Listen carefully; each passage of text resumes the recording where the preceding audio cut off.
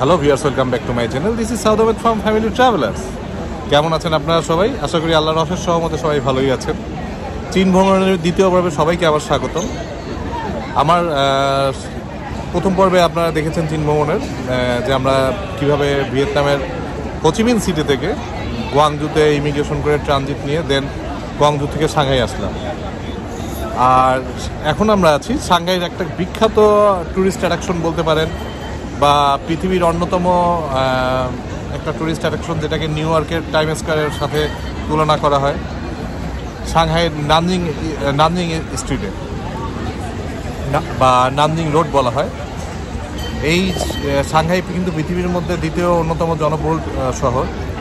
এই সাংহাইয়ে পৃথিবীর অন্যতম বিলিয়নিয়াররাও কিন্তু এই সাংহাইতে বাস করে, নিউ ইয়র্কের পরে, মানে দ্বিতীয় বিলিয়নিয়াররা এই সাংহাইতে বসবাস করে। আর এই সাংহাইতে আমরা হোটেল নিয়েছি, এই নানজিং রোডের খুব পাশেই একটা হোটেল নিয়েছি, যা আমার লাস্ট পর্বে আপনারা দেখেছেন, যেটার ভাড়া তুলনামূলক আমি trip.com-এ বুকিংয়ের কারণে কম পেয়েছিলাম। আর আগুডা বা booking.com-এর মাধ্যমে যদি বুকিং করতে চান সেক্ষেত্রে ভাড়াটা একটু বেশি দেখায়, একটু না ভালোই বেশি দেখায়, প্রায় 8 থেকে 10,000 টাকার মতো দেখায়। তাই আমরা ওইটা অ্যাভয়েড করে চীনের ক্ষেত্রে আমি দেখেছি, যেহেতু আমার এটা চীনের সেকেন্ড টাইম, আমি ফার্স্ট টাইমও trip.com ইউজ করেছিলাম। trip.com-এর ভাড়াটা কম। যেমন আমি একটা 2 স্টার মানের হোটেল এবার বুকিং করেছি, যেটা ভাড়া পড়েছে মাত্র 3,000 টাকার মতো। আমরা এখানে 4 রাত্র থাকবো, 4 রাতে 12,000 টাকা বাংলাদেশি বিডিটি। যাই হোক, আর আজকে এখন আমরা আছি সেই চীনের ঐতিহাসিক নানজিং রোডে। এই নানজিং রোড চীনের প্রাচীন রাজধানী নানজিংয়ের নাম অনুসারে নামকরণ করা হয়। বেজিংয়ের পূর্বে চীনের প্রাচীন রাজধানী ছিল নানজিং। আর এই নানজিং রোডে আপনি পেয়ে যাবেন সব ধরনের কেনাকাটার শপ, প্লাস সকল ধরনের খাবার আইটেম, বিভিন্ন ধরনের ব্র্যান্ডের শোরুম, ইভেন অ্যাপেলের শোরুমও এখানে পাবেন। প্লাস মানে প্রাচীন আমলের যেসব ট্রাম চলাচল করতো, ট্রাম পাবেন। মিনিসোর তত্ত্বাবধানে এখানে টয় ট্রেন চলাচল করে, যেটা আপনাকে নানজিং রোডের এক মাথা থেকে আরেক মাথা পর্যন্ত মাত্র 10 ইয়নের মাধ্যমে নিয়ে যাবে। আর নানজিং রোডে কিন্তু দুইটা সাইড আছে, একটা ইস্ট একটা ওয়েস্ট। আমরা নানজিং রোডের ইস্ট সাইডটাই আছি, কারণ এটাই মোটামুটি ভালো জনপ্রিয়। যাই হোক, এখন তো শুরুতে বললাম। আর এই নানজিং রোডের শেষ মাথায় আছে দ্য বার্ন, মানে রিভার সাইড, সাংহাই স্কোয়ারের যে নদীর পাড়টা দিয়ে করছে।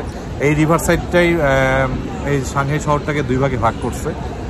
একটা রিভারের ওই পারে হলো আপনার প্রাচীন সিটি, আর এই পারে হলো নিউ সিটি।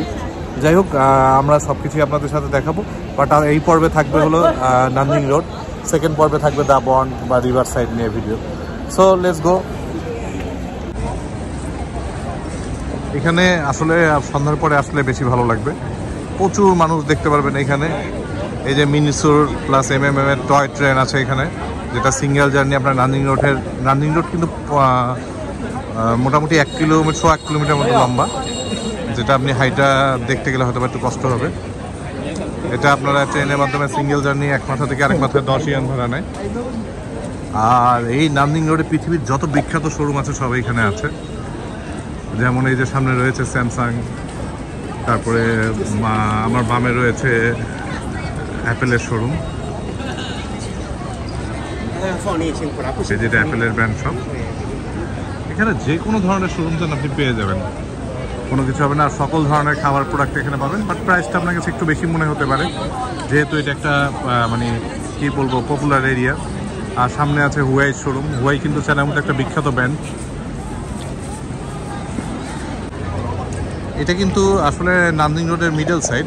আপনারা যারা অন্য জায়গায় হোটেলে স্টে করবেন, তারা মেট্রোতে গ্রিন লাইনের মাধ্যমে বা লাইন 2-র মাধ্যমে নানজিং রোড ইস্ট স্টেশনে চলে আসবেন। আসলে এই ঠিক অ্যাপেল শোরুমের আগে একটা এক্সিট স্টেশন আছে, এক্সিট গেট আছে, এক্সিট 4 দিয়ে বেরোবেন।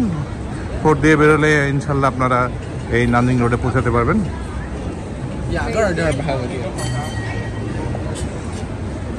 আর এই নানজিং রোডে আপনারা আসতে মানে ভাড়া, আপনি সাংহাই যেখান থেকে আসেন না কেন, আপনার ভাড়া সর্বনিম্ন 3 ইয়ন থেকে শুরু করে 5-6 ইয়নের মধ্যেই হয়ে থাকে মেট্রো রেলের ভাড়া। আর মেট্রোতেই আমি মনে করি এখানে খরচটা খুবই কম। যাই হোক, এই যে বিখ্যাত নানজিং রোড, যারা চীনে আসবেন চেষ্টা করবেন সাংহাইতে আসার জন্য। সাংহাই শহরটা কিন্তু অনেক সুন্দর, অ্যাজ লাইক আপনার জাপানের মতো মনে হবে, জাপানের কোনো অত্যাধুনিক সিটির মতো। তবে এখানে আমি কোনো বাঙালি এখন পর্যন্ত পাইনি। আমি আজকে একদিন হলো, 24 ঘন্টা হয়ে গেছে, কোনো বাঙালি এখনো পাইনি।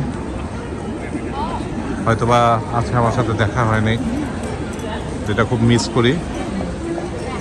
পৃথিবীর বাইরে, পৃথিবীর মানে অন্য দেশে ঘুরতে গেলে তখন যদি বাঙালিদের সাথে দেখা হয় সেটা আসলে অনেক ভালো লাগে। লিভাইসের শোরুম আছে এখানে, ভালো ভালো ব্র্যান্ডের সব শোরুম আছে।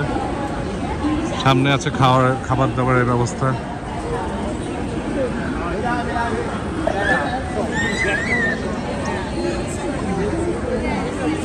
এই ফ্লোরের উপরে চাইনিজ ট্র্যাডিশনাল অনেক ফুডের দোকান আছে এই পুরো বিল্ডিংটার ভিতরেই। এই কোনাটার মধ্যেই হলো আপনার নানজিং রোড ইস্ট যে মেট্রো স্টেশন, এটার এক্সিট গেট। এই বিল্ডিংয়ের নিচে মেট্রোতে আসলে এখান থেকে এক্সিট হবেন। এটা হলো টয় ট্রেন, যেটা বললাম 10 ইয়ন ভাড়া নেয় নানজিং রোডের এক মাথা থেকে আরেক মাথা পর্যন্ত যাওয়ার জন্য। এই বিল্ডিংয়ের মধ্যে আপনার সব ধরনের খাবার পাবেন। আর সামনে প্রচুর খাবারের দোকান আছে। আর আমরা এই রোড ধরেই হেঁটে যাবো, হেঁটে গেলে আমরা চলে যাবো দাবন্ডে। দাবন্ড হলো রিভার সাইড, যেটা নিয়ে আমার এটার পর একটা নেক্সট ভিডিও থাকবে, সেটার মধ্যে এটা পাবেন।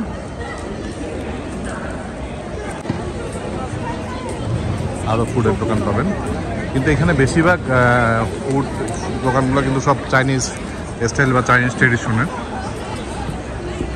আর আমাদের মতো যারা আছেন তারা সামনে পেয়ে যাবেন KFC, ম্যাকডোনাল্ডস, দুইটাই এখানে আছে।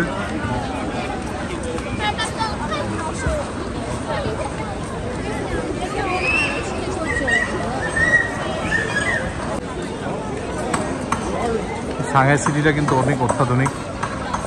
পৃথিবীর সর্বোচ্চ দ্বিতীয় বিলিয়নিয়াররা কিন্তু এই সাংহাইতেই বসবাস করে। এই যে আপনার বামে পড়বে KFC শোরুম, যেটা KFC।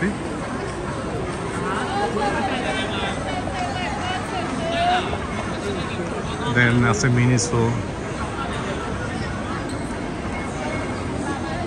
আর আমরা ট্রাভেল করতেছি 2024 সালের নভেম্বর মাস, আজকে 11 তারিখ। এখন কিন্তু প্রচুর ঠান্ডা, এখানে 12 ডিগ্রি টেম্পারেচার। আর ডিসেম্বর জানুয়ারিতে ঠান্ডা আরও বেশি থাকে, প্রায় মাইনাসের কাছাকাছি চলে যায়।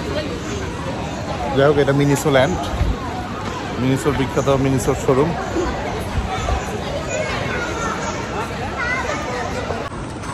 সামনে পেয়ে যাবেন বিখ্যাত রোলেক্সের শোরুম। মানে কি নাই এখানে, সব কিছুই পাবেন আপনারা, কোনো কিছু বাদ পাবেন না। আমরা চলে যাচ্ছি দাবন্ডের দিকে। দাবন্ড হলো নানজিং রোডের শেষ মাথা। আমরা একদিক দিয়ে ঘুরে চলে আসলাম, এখন আরেকদিকে যাচ্ছি, যেখানে গিয়ে এই নানজিং রোড শেষ হয়ে গেছে। দ্যাট মিনস এখানে সামনে গেলে রিভার সাইড, ওদিকে যাবো। এটা নিয়ে আমার সেকেন্ড ভিডিও থাকবে। আর এই ভিডিওতে নানজিং রোড যতটুকু পারি আপনাদের সাথে তো শেয়ার করতেছি। এই যে আবার এই অ্যাপেলের শোরুমের সামনে দিয়েই যাচ্ছি। এখন তো 16 Pro Max এখানে লঞ্চ হয়েছে।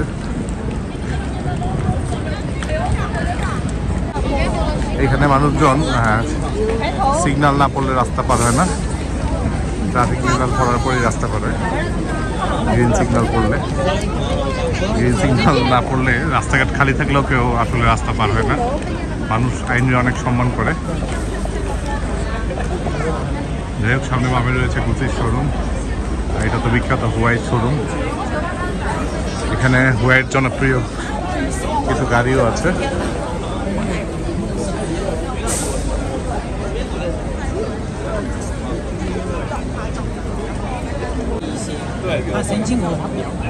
পুমার শোরুম।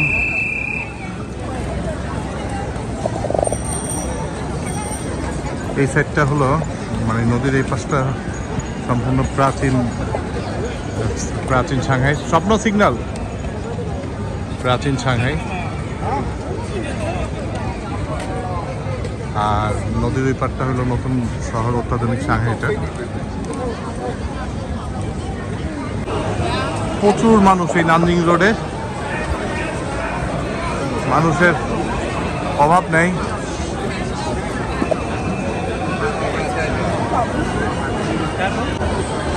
আশেপাশে পেয়ে যাবেন এরকম জনপ্রিয় কিছু চাইনিজ ট্র্যাডিশনাল খাবারের দোকান, অনেক ফ্রুটসের দোকান আছে এখানে। প্রাইসটা একটু বেশি মনে হতে পারে, কারণ জায়গাটা বেশি পপুলার হওয়ার কারণে প্রাইসটা একটু বেশি আমার কাছে মনে হয়েছে।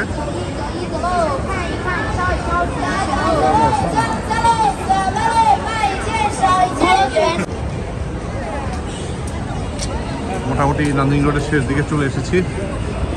এটা পিচ হোটেল।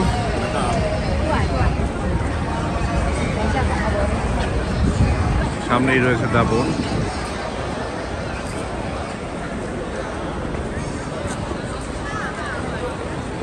এই এরিয়াগুলো অনেক সুন্দর, আসলে খালি চোখে না দেখলে বোঝানো যাবে না।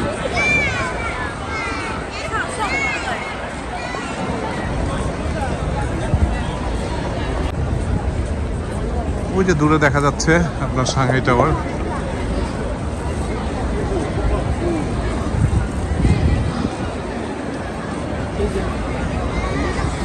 আমার রোডের নানজিং রোডের শেষ প্রান্তে চলে এসেছে।